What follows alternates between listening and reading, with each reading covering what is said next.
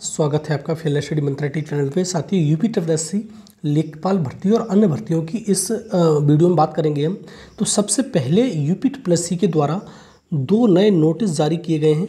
अब देखो, यूपी ट्रिपलएससी पुरानी भर्तियों पर तो ध्यान दे नहीं रहा है, लेकिन नई भर्तियों के नोटिफिकेशन निकाले जा रहा है और उन नोटिफिकेशन जो निकाल रहा है उनकी भी परीक्षाएं कराने का कोई भी अभी तक उन्होंने ये नहीं बताया कि कब परीक्षाएं होंगी।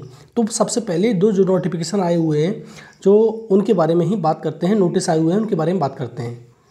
देखो साथियों, पहला नोटिस ये वाला है, उत्तर प्रदेश अधीनस्थ सेवा चयन आयोग। अब देखो, नेत्र परीक्षण अधिकारी सामान्य चयन मुख्य परीक्षा। अब तो मुख्य परीक्षा क्यों बोलता है इसको? ये मुख्य परीक्षा इसलिए बोलता है कि जो पीईटी है वो प्री परीक्षा होती है, ये मुख्य परीक्षा है। अब देखो, इसमें पद वगैरह की बात कर लेते हैं, कौन कौन से पद हैं। टोटल इसमें जो पदों की संख्या है 157 है, ठीक है। तो इसमें अलग अलग कैटेगरी में पद दिए गए हैं, तो 157 पद हैं। चिकित्सा एवं स्वास्थ्य सेवाएं उत्तर प्रदेश निर्माणाधीन नेत्र परीक्षण अधिकारी के रिक्त पद हैं ये, ठीक है, इसमें दिए गए हैं। अब देखो, इसमें भी अगर मैं इसके पद के बारे में, योग्यता वगैरह बहुत वही रहती है, 18 से 40 साल उम्र रहती है और बाकी सारी योग्यता वही हैं, उसमें कोई नया तब्दीली नहीं है। लेकिन थोड़ा सा 25 रुपये फीस कटेगी आपकी, ये आपको मालूम ही है। शॉर्ट लिस्टिंग होगी कहाँ से? पीईटी से। अब परीक्षा दे रहे हो आप तो मालूम ही हो जाएगी आपको।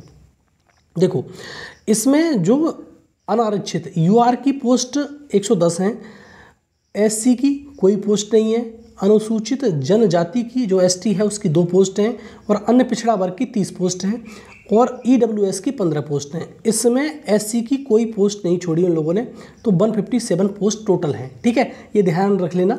और बाकी कोई योग्यता में कोई तब्दीली नहीं है, बस इतना ध्यान रखो 157 पोस्ट हैं। अगर आप इसके लिए एलिजिबल हो तो आप इसमें फॉर्म डाल सकते हो, बस इतना ध्यान रखो। और ये नोटिफिकेशन के बारे में बात करूँगा आगे, एक नोटिफिकेशन और है उसके बारे में भी बात कर लेते हैं।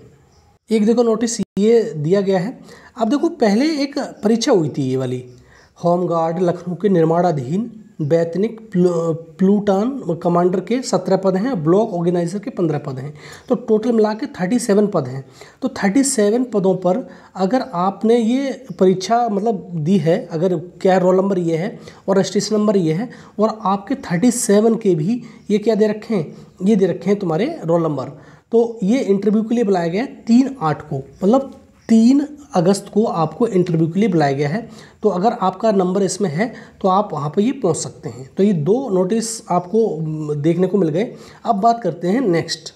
देखो साथियों, यूपी ट्रिपलएससी जो पुरानी भर्तियाँ इसकी हैं, बहुत सारी भर्तियाँ पुरानी भर्तियाँ हैं, उसके बारे में बात नहीं करता।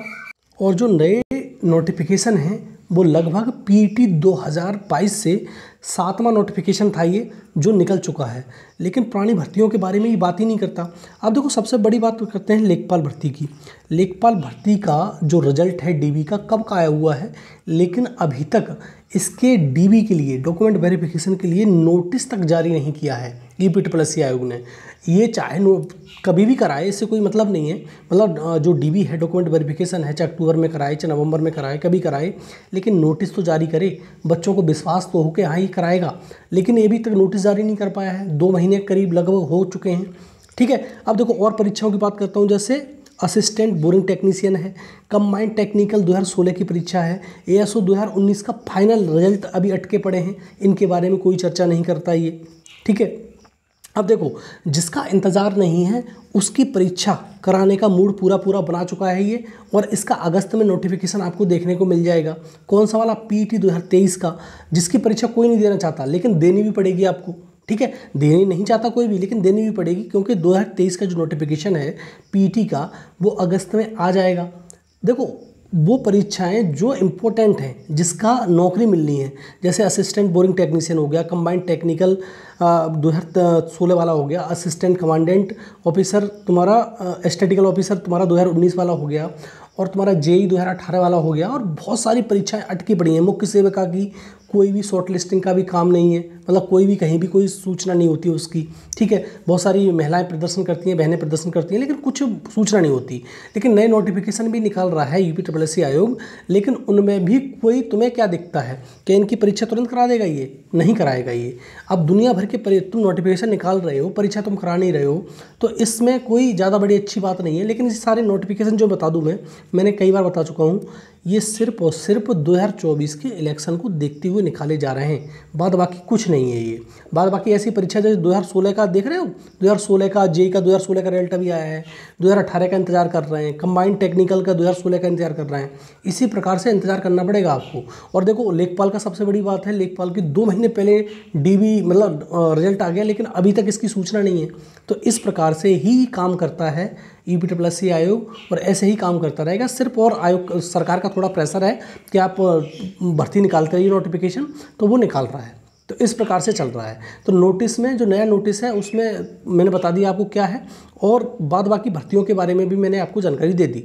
लेकिन ये तुम्हारा जो छात्रों के साथ अहित कर रहा है ये यूपीएससी आयोग, ये सही नहीं है। नोटिस निकालो, बढ़िया बात है, लेकिन भर्तियाँ निकालो, लेकिन पुरानी भर्ती भी तो समय से पूरी कराओ। जैसे लेखपाल की भर्ती है, असिस्टेंट बोरिंग टेक्नीशियन की है, कंबाइंड टेक्निकल की है, एसओ की है, और तुम्हारी मुख्य सेविका की है। दुनिया भर की भर्तियाँ जो पेंडिंग पड़ी हुई है यूपीएससी आयोग में।